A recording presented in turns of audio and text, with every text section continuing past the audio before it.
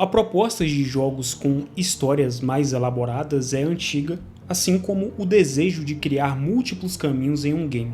Um dos primeiros exemplos foi Adventure, lançado em 1979 do Atari 2600. Apesar de rudimentar, permitia diferentes abordagens para vencer o jogo. Outro marco foi Dragon's Lair de 1983 do arcade, que usava animações em estilo cartoon e exigia decisões rápidas.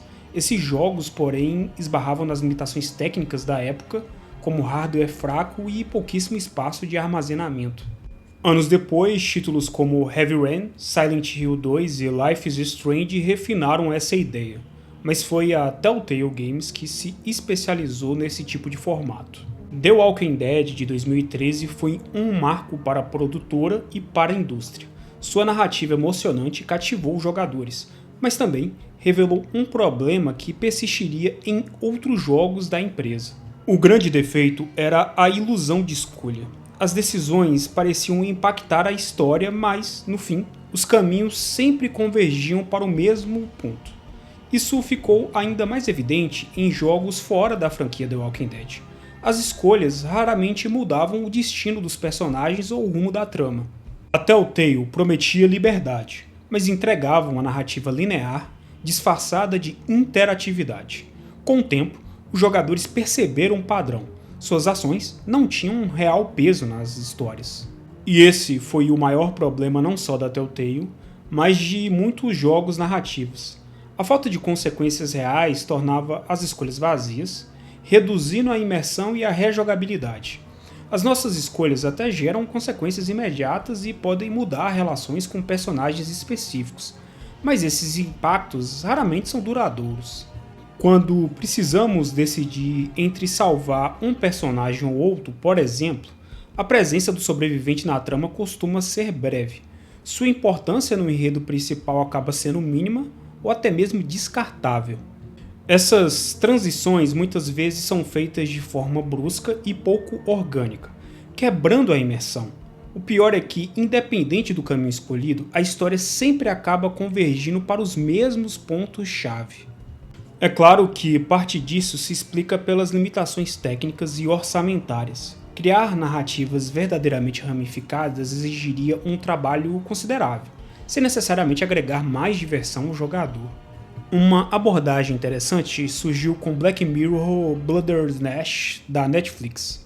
Em vez de múltiplos finais, o jogo propunha a ideia de escolha de realidade. Nossas decisões não mudavam o destino, mas sim a percepção do que era real dentro daquela narrativa. Ainda era uma solução limitada, mas mais criativa do que a fórmula repetitiva da Telltale. Em jogos como Batman e Game of Thrones, da produtora, a narrativa frequentemente parecia simplesmente estagnada. Tramas secundárias eram abandonadas sem resolução, personagens sumiam sem explicação, e tudo porque o jogo não sabia como lidar com as escolhas dos jogadores. O ritmo da história sofria para acomodar essa falsa sensação de liberdade.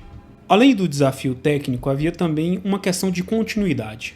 Franquias precisavam de uma narrativa coerente entre sequências, o que era praticamente inviável com finais radicalmente diferentes. O problema é que a própria essência desses jogos gira em torno da promessa de escolhas significativas. Quando essa promessa não é cumprida, a experiência perde seu propósito principal. Os jogos da Telltale nunca evoluíram fortemente tecnicamente. Gráficos e jogabilidade permaneceram praticamente estagnados por anos. Sem inovação nesses aspectos e sem aprofundamento no sistema de escolhas, fica difícil justificar a diferença entre um título e outro, além de fatos sobre a história. Essa falta de evolução, combinada com um ritmo frenético de lançamentos, contribuiu para o declínio da empresa. Manter o sucesso estrondoso do primeiro The Walking Dead era quase impossível, e eles não conseguiram chegar nem perto.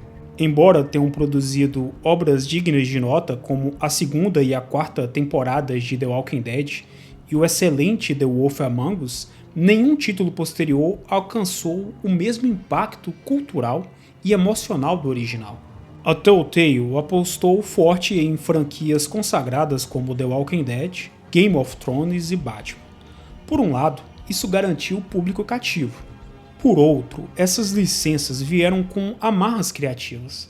Quando sua história acontece num universo já estabelecido, as possibilidades de mudança radical se reduzem drasticamente.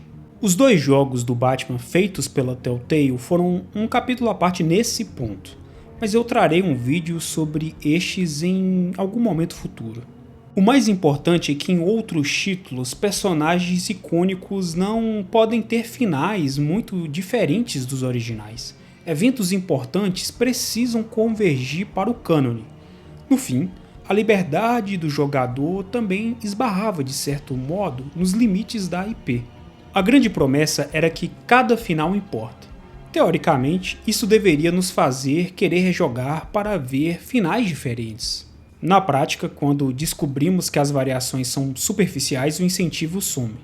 Não há motivo para refazer 8 horas de jogo se o capítulo final será 80% igual.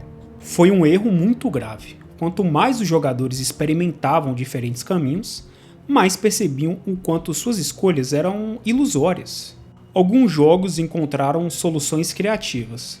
As Dusk Falls usa um sistema de linhas do tempo, que mostra claramente onde suas decisões criaram ramificações. The Quarry e a série Dark Pictures focam em mortalidade real dos personagens. Quem vive ou morre realmente altera a narrativa até o final.